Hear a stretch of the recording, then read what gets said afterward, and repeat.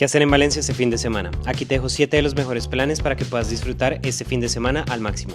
Iniciamos con el Soul Market, un mercado con mucha personalidad a tan solo 20 minutos de Valencia. Gastronomía, moda, decoración, música en directo y mucho más. Es ideal para pasar la tarde con amigos o en familia. La entrada es libre.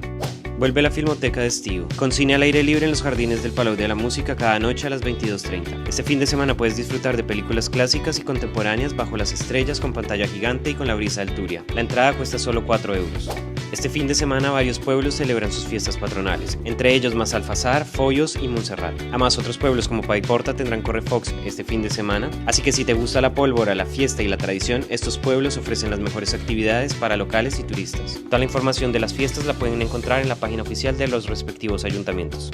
Llega el Jaleo Vintage a Valencia este viernes y sábado. Acá podrás encontrar diferentes prendas y estilos de ropa y podrás llevarte cada una por tan solo 5 euros. Les recuerdo que en otras versiones que se ha hecho de este tipo de eventos se suele hacer cola, por lo que les recomiendo llegar temprano. Los horarios los dejo en la descripción. Podrás encontrar el Jaleo Vintage en la calle Carlos Cervera 38, la cual está ubicada a solo 2 minutos del mercado de Ruzafa. Acá les dejo la ubicación en el mapa.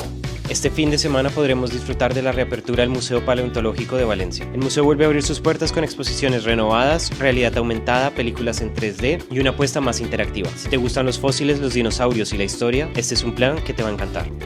Recuerden que las piscinas municipales continuarán abiertas hasta septiembre. Son un plan ideal para ayudarnos a combatir el calor con amigos y familia. Tiene un costo de 3,35 por adulto. Además, todos los viernes en la noche vuelven las noches en la piscina del oeste con actividades, juegos, música en vivo y mucho más.